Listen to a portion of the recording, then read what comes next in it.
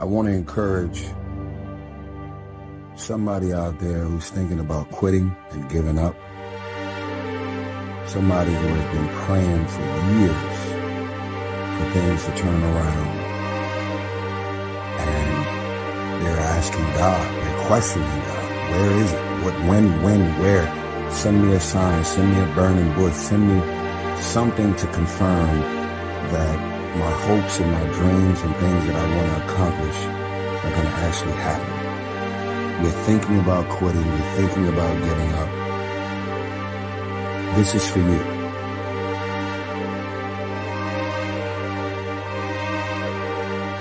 give up.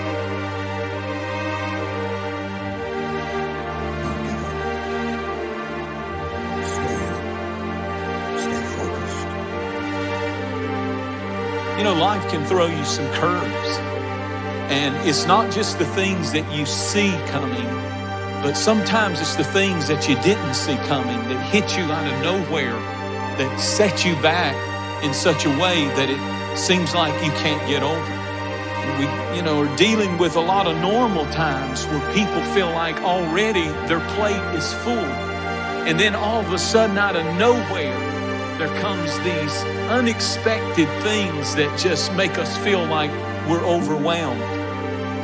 And you've reached your limit and your bandwidth is full. You already said, I can't take another thing. And then out of nowhere, here comes something you didn't see coming and you're in it. This question, am I going to make it, is something that each and every individual is asking themselves all over this nation and in many places of the world. And in your homes, somewhere in your heart, these words are echoing. Am I going to make it? Somebody needs to know today you're going to make it. Somebody needs to know today you're doing all right. You may not be what you ought to be, but you're not what you used to be. And you're going to get there by God's grace. Don't you give up. Don't you quit. And don't you keep putting yourself down. You're doing better than you think you are. Ecclesiastes chapter 3 gives 28 times and seasons in life. It says there's a time to be born, there's a time to die. There's a time to laugh, there's a time to cry. There's a time to dance, there's a time to mourn. There's a time to gather, there's a time to let go. It's 28 different times in life. The one time I can't find in there is the time to quit. There is no time to quit in your life in this. If you'll keep going, that's how you get to heaven. Tell somebody this is no time to quit. You may have bars, you may have chains, but you're still blessed. When you come into a season of struggle like you're in right now, do not be defeated, because if you're breathing and the sun is shining, then God has a purpose for you. You're still alive. So therefore, God is not done with you. You're still here. God has a plan for your life. God has things in mind for you beyond anything you could ever imagine.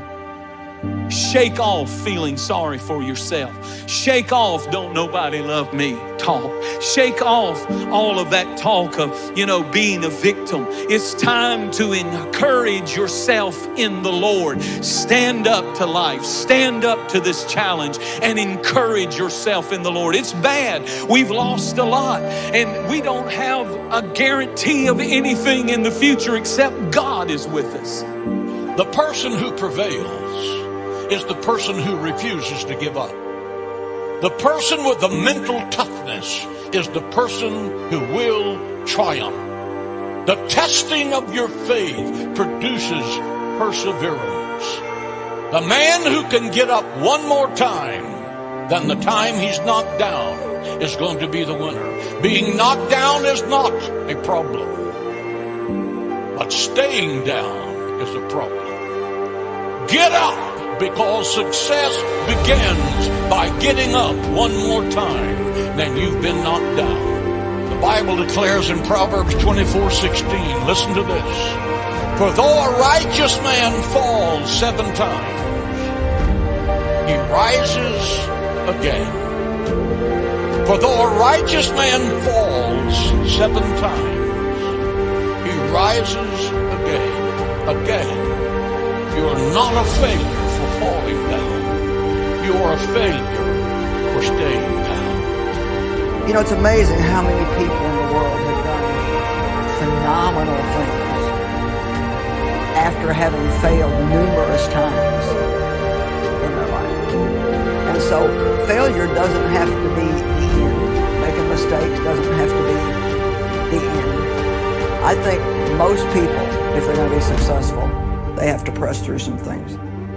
And one of the things that we tend to do, or one of the lies that the enemy tells us is, well, there's just no way. There's no way. There's no way out. But we have to remember that there's always a way out. And those of us who are believers in Jesus Christ know that he said in John 14:6, I am the way. We may not know the way, and he may not be telling us the way, but he wants us to believe that he is the way maker.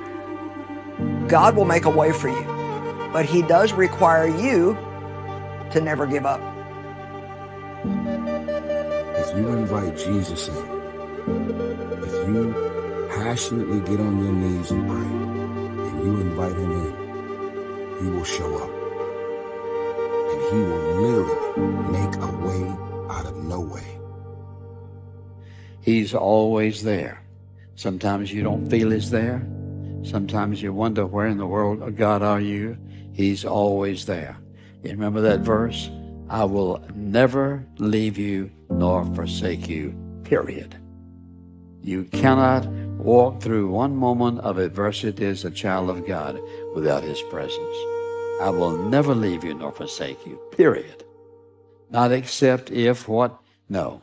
A child of God is always in the company, in the presence of Almighty God through his Son, Jesus Christ, who lives on the inside of us. What an awesome assurance. Don't give up on yourself, because if you do, then what you're saying is, God's not big enough to change me. There's nobody that is beyond change. God can change every single one of us. I don't want you to give up. I don't want you just to throw in the towel and quit. If all you can do right now is just get out of that bed and walk across the room, do something. And if you'll do what you can do, God will do what you cannot do.